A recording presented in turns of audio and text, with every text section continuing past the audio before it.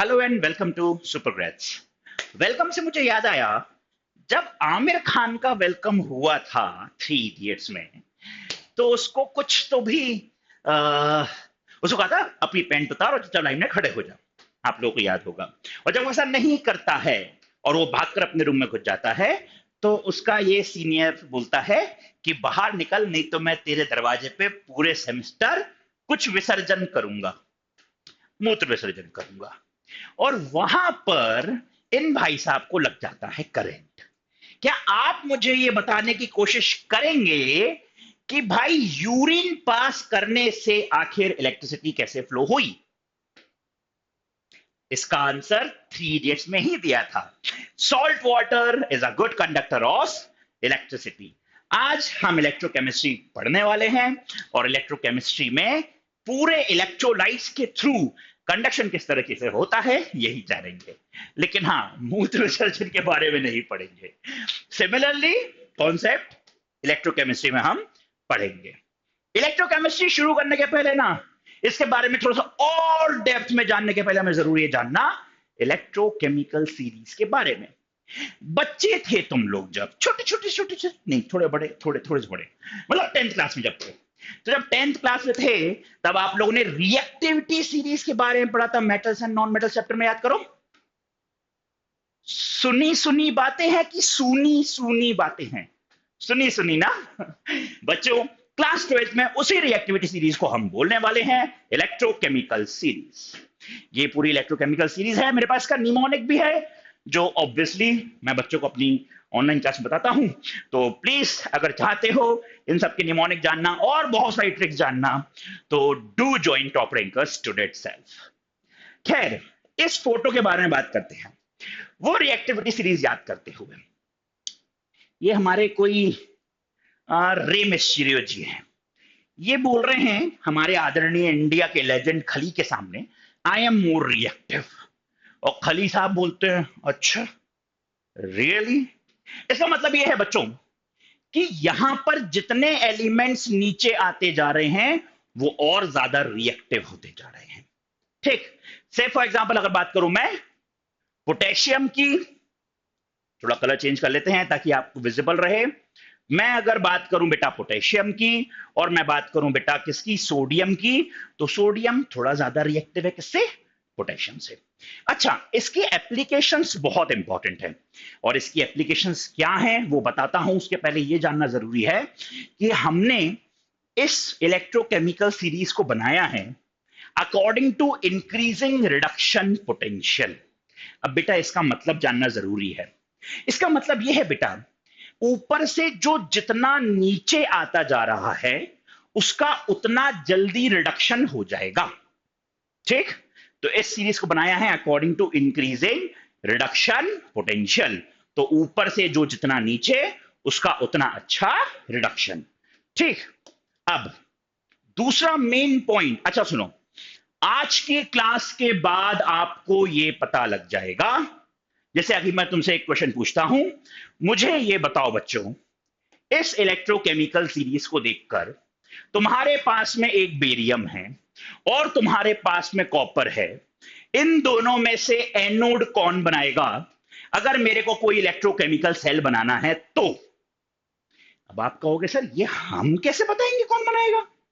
आज की क्लास के बाद आप अपनी मर्जी से किसी भी एलिमेंट के सेल बना पाएंगे, इलेक्ट्रोकेमिकल सेल, और आप उनकी फंक्शनिंग भी बता पाएंगे प्रॉपरली।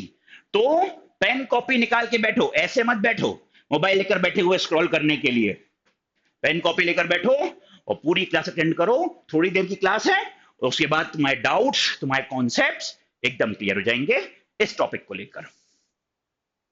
तो बच्चों, इसमें कहानी ऐसी है, कंपैरिजन में जो एलिमेंट्स ऊपर आते हैं ना, वो बनाते हैं बेटा एनोड, और उनका होता है ऑक्सीडेशन। वो क्या बनाते हैं? एनोड, और उनका होता है ऑक्सीडेशन। तरीका है याद रखने का, एन ऑक्स। इसका नेक्स्ट पॉइंट इसका कॉन्ट्राडिक्टरी है, यानी कि जो एलिमेंट्स नीचे आएंगे कंपैरिजन में वो बनाएंगे कैथोड, और उनका होगा रिडक्शन। ठीक है।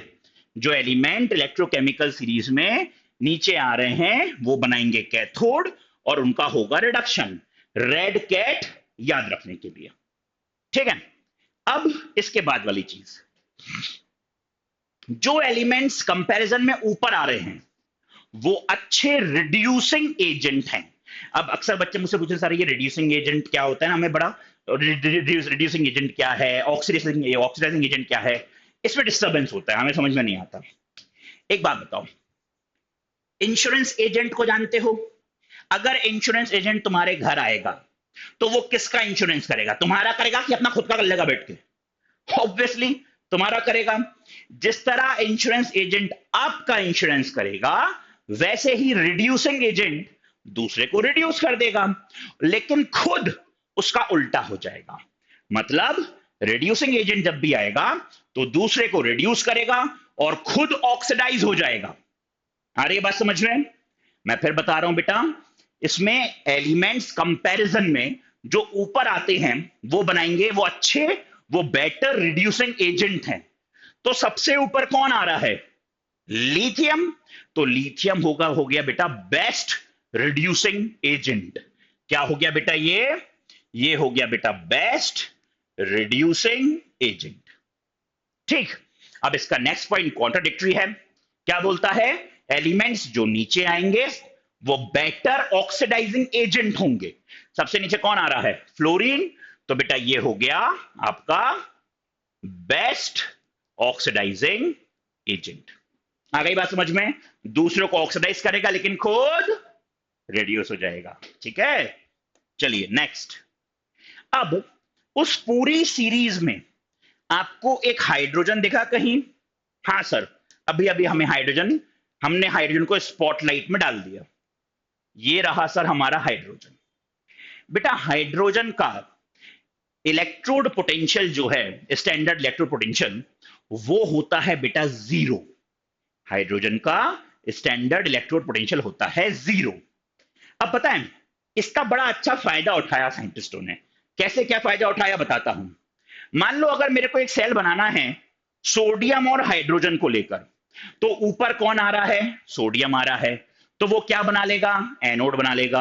हाइड्रोजन क्या बनाएगा? कैथोड बनाएगा। ऑक्सीडेशन किसका होगा? जो ऊपर आ रहा है सोडियम उसका होगा। रिडक्शन किसका होगा? जो नीचे आ रहा है हाइड्रोजन उसका होगा।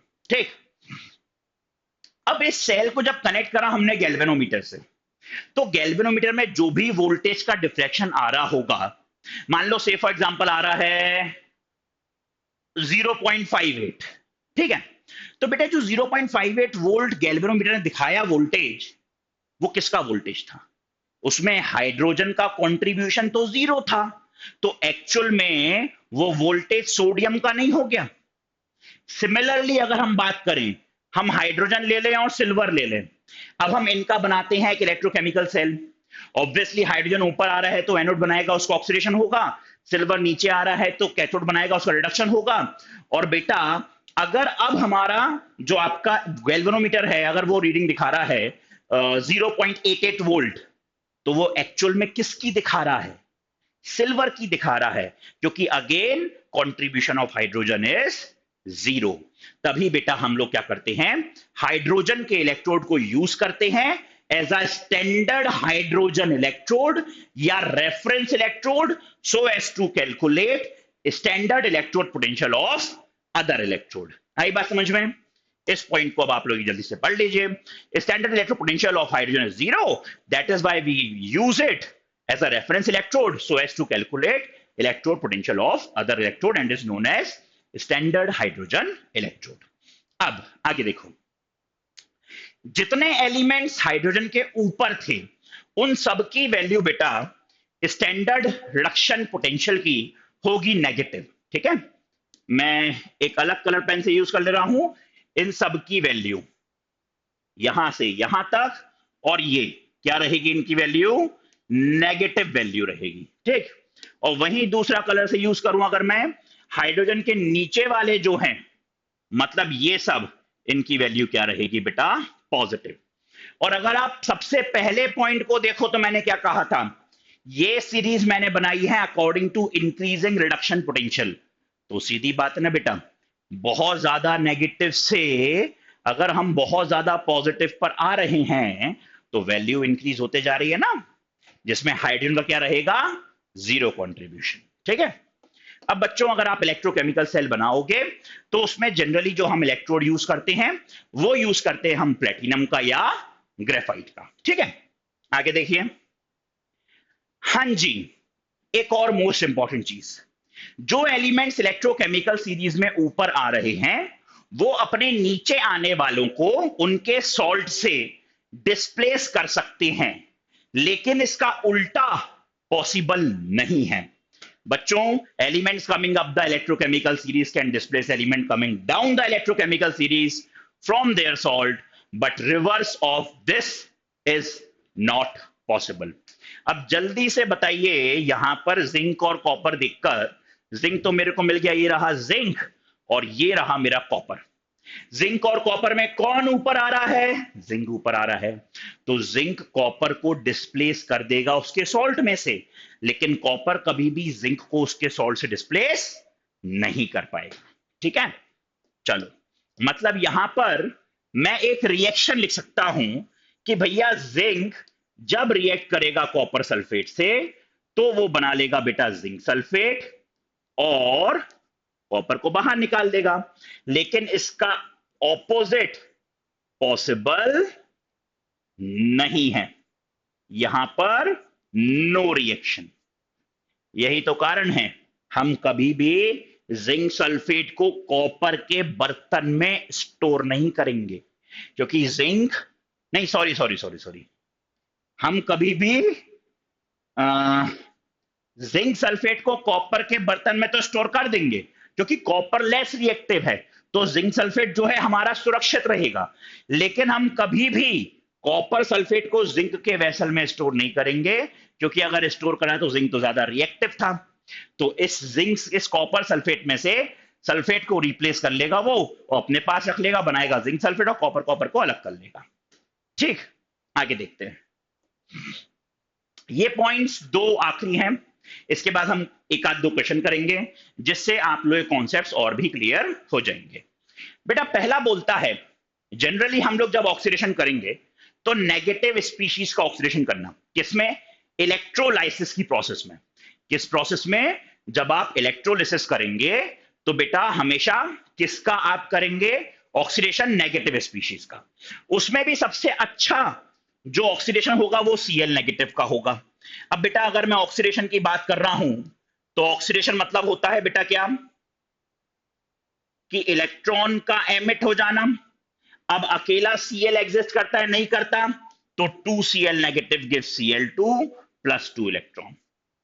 इस तरीके से होगा क्लोरीन का ऑक्सीडेशन।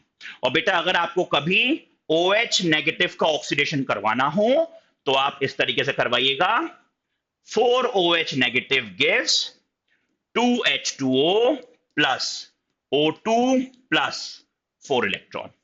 ये एज इट इज याद कर लो, ऐसे ही हम करवाएंगे।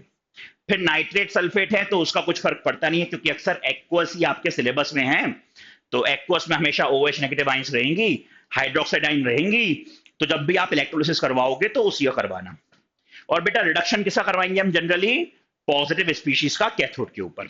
ठीक, अब question number 1, predict the product of electrolysis of aqueous silver nitrate using silver electrode.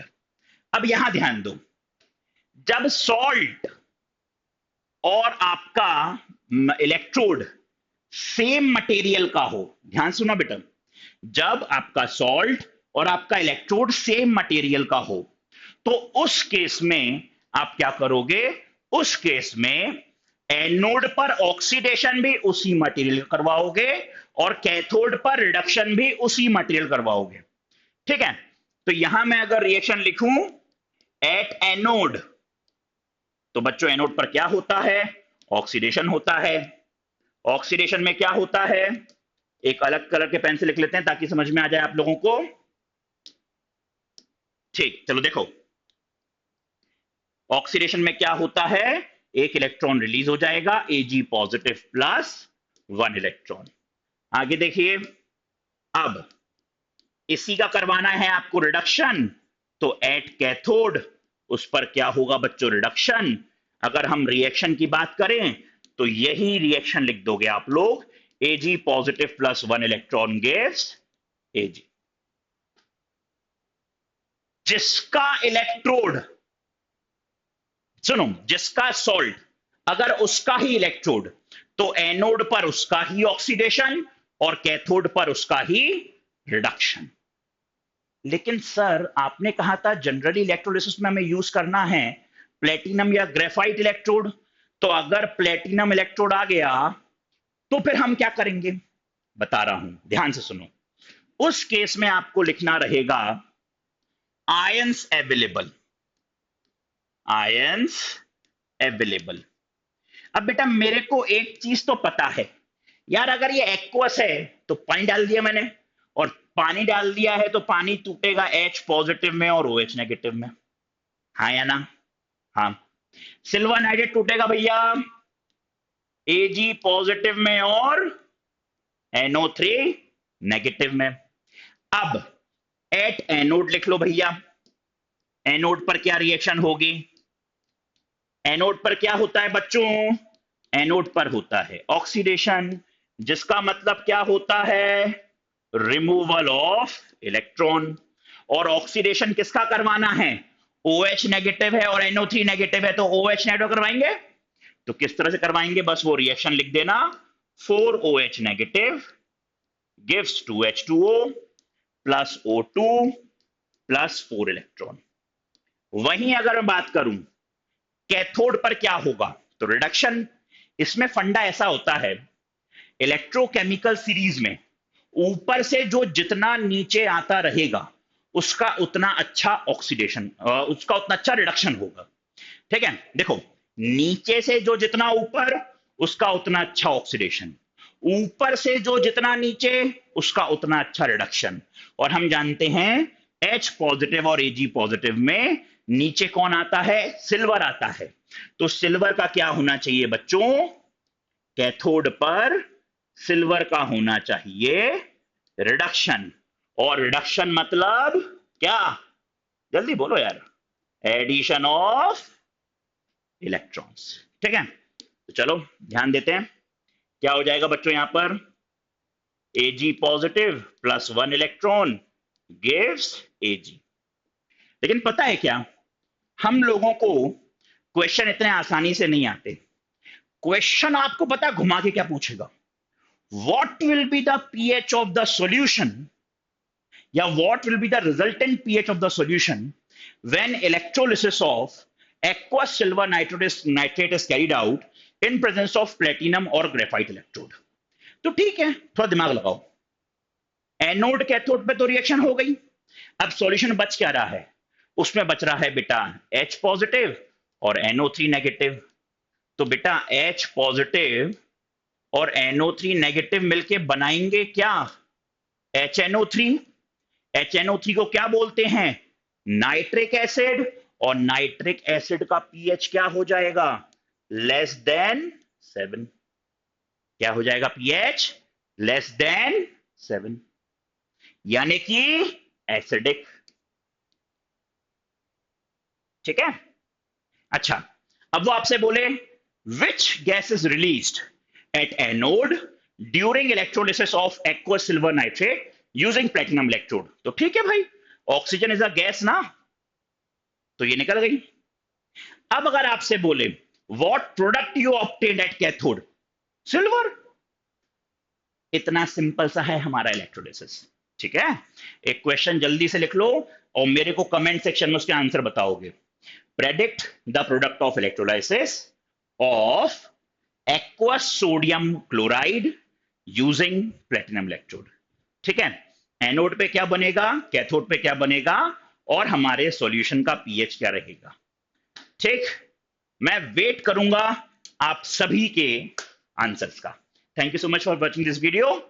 और हाँ, अगर चाहते हो कि ऐसे ही बहुत सारे इंटरेस्टिंग वीडियोस हम आप तक पहुंचा सकें, तो please subscribe our channel, like this video और वो बेल आइकन दबा देना। मिलता हूं नेक्स्ट क्लास में। Till then, good bye.